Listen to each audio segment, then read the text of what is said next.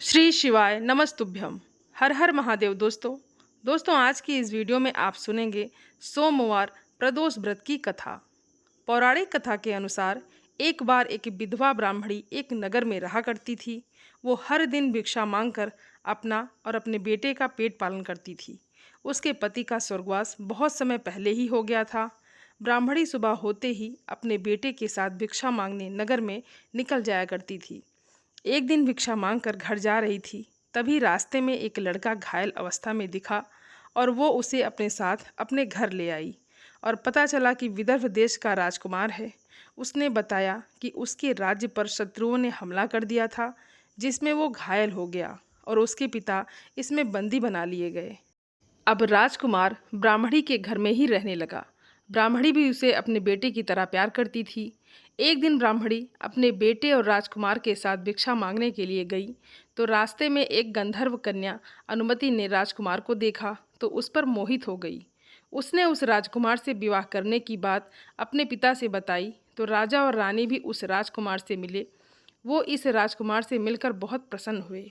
उस दिन भगवान शिव ने राजा को स्वप्न में दर्शन दिया, जिसमें भोलेनाथ ने राजा को अपनी बेटी का राजकुमार से विवाह करने का आदेश दिया। भगवान की आज्ञा अनुसार राजा ने अंशुमति का विवाह राजकुमार से कर दिया। वो विधवा ब्राह्मणी प्रदोष व्रत रखा करती थी और उस व्रत के पुण्य प्रभाव से और राजा की सेना की सहायता से उस राजकुमार ने अपने विदर्भ राज्य पर फिर से नियंत्रण प्राप्त कर लिया। राजकुमार विधायक राजा बना और उसने वो मणि के बेटे को अपना प्रधानमंत्री बना लिया। इस प्रकार प्रदोष व्रत के पुण्य प्रभाव से ब्राह्मण का बेटा राजा का प्रधानमंत्री बन गया और उनकी गरीबी भी दूर हो गई और वो सुखपूर्वक अपना जीवन बिताने लगे। इस प्रकार सच्चे मन से भगवान शिव की पूजा करके जो भक्त प्रदोष व्रत रखता है, उनकी हर प्रकार की आर्थिक समस्याएं दूर होती हैं। उन्हें जीवन में वो सब कुछ प्राप्त हो जाता है जिसकी भी कामना रखते हैं। दोस्तों, प्रदोष काल के समय ही भगवान शिव की विशेष पूजा अर्चना करनी चाहिए। यदि संभव हो तो आसपास के शिव मंदिर में जाकर आपको पूजा अर्चना करनी चाहिए। प्रदोष व्रत रखने से व्यक्ति के जीवन की सारी बाधाएं दूर हो जाती हैं और जो भी मनोकामना है वो भी जल्द से जल्द पूर्ण होती है। तो सोमवार का दिन है, भगवान शिव का दिन है और ऐसे में जब प्रदोष व्रत है तो इस दिन का महत्व और भी अधिक बढ़ जाता है और आपकी जो भी मनोकामना है उसकी पूर्ति के लिए आप भगवान शिव को एक लोटा गंगा जल अर्पित करने के साथ ही भगवान का ध्यान करें, मंत्रों का जप करें और आपकी जो मनोकामना है उससे आप भगवान से मांग लें। सच्चे मन से मांगी गई मनोकामना भगवान शिव अवश्य पूर्ण करते हैं। और यदि संभव हो तो प्रदोष व्रत जरूर रखना चाहिए और अगर आप नहीं रख सकते हैं व्रत तो आप प्रदोष काल के समय भगवान शिव और पूरे परिवार की पूजा अर्चना जरूर करें। इस सुंदर अवसर को आप अपने हाथों से बिल्कुल भी जाने मत दें। भगवान शिव बहुत ही जल्दी अपने भक्तों पर प्रसन्न हो जाते हैं और इस दिन व्रत रखने वाले भक्तों को सुबह जल्दी उठकर स्नान आदि से निवृत्त हो जाना चाहिए। फिर हाथ में जल पुष्प लेकर व्रत रखने का संकल्प लेना चाहिए और पूजा करते समय गुलाबी रंग के वस्त्रों का या सफ़ेद रंग के वस्त्रों का प्रयोग करना बेहद शुभ माना जाता है। इसके साथ ही अगर आप अपने घर में मंदिर में पूजा करना चाहते हैं तो घर के मंदिर में पूजा करें और यदि आपके आसपास शिव मंदिर है तो वहाँ जाकर भी आप पूजा अर्चना कर सकते हैं। सुबह की पूजा में भगवान शिव और पूरे शिव परिवार की पूजा की जाती है। भगवान शिव को गंगा जल, भांग, धतूरा, बेलपत्र अर्पित किया जाता है और ओम नमः शिवाय इस मंत्र का जाप करते हुए आप भगवान को पूजन सामग्री अर्पित करें। धूप दीपक जलाएं। व्रत की कथा यदि समय हो तो आप सुबह के समय में भी पढ़ सकते हैं और आरती करें, क्षमा याचना करें। भगवान को मौसमी फलों का भोग लगाएं। सुबह के समय मौसमी फलों का भोग लगाना चाहिए और दिन भर अपना उपवास रखें।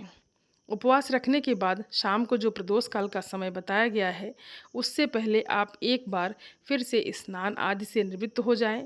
साफ स्वच्छ वस्त्र धारण कर लें और फिर आसपास के शिव मंदिर में जाकर आपको पूजा अर्चना जरूर करनी चाहिए।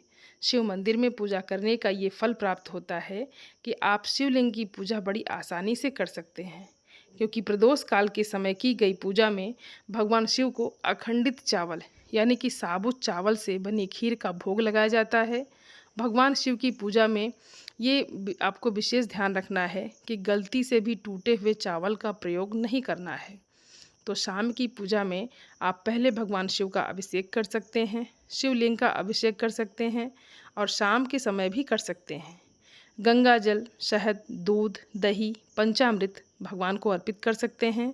चंदन का तिलक लगाएं, त्रिपुंड भी बना सकते हैं, धूप दीपक जलाएं, भांग, धतूरा, बेलपत्र, सम्मी पत्र जो भी आपको मिल जाए उन्हें आप सच्चे मन से भगवान शिव को अर्पित करें।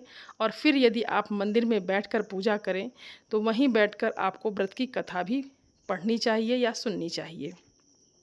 कोई भी व्रत कथा कभी भी खाली हाथ नहीं सुननी चाहिए। आप अपने हाथों में कोई सफ़ेद फूल रख लीजिए या थोड़ा सा चावल रख लीजिए, क्योंकि भगवान शिव को आज के दिन सफ़ेद फूल भी अर्पित किए जाते हैं। या अखंडित चावल के साथ दाने भी आप अपने हाथों में रखकर व्रत की कथा कर सकते हैं। कथा समाप्ति के बाद इन चावल को या फूलों को जो भी आप लिए हैं वो भगवान शिव के चरणों में अर्पित कर दें और उसके बाद आरती कर लें। उससे पहले भगवान शिव को खीर का भोग लगा दें। इस खीर का भोग लगाने के बाद आपको खीर को ही प्रसाद रूप में ग्रहण करके अपना व्रत खोलना चाहिए।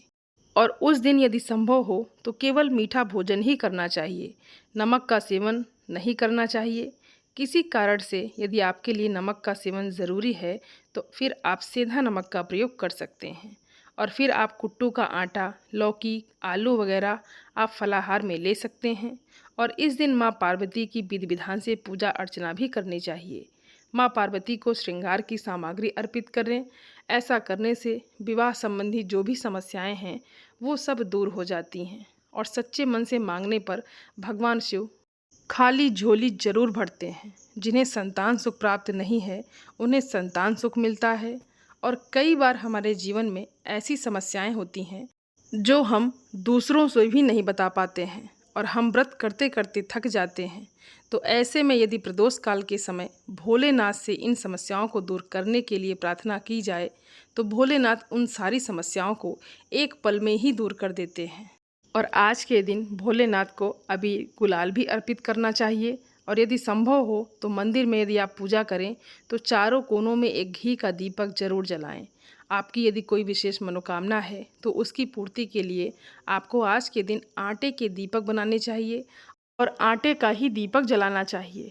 दोस्तों, उम्मीद करती हूँ ये वीडियो आप सभी लोगों को बहुत अच्छी लगी होगी।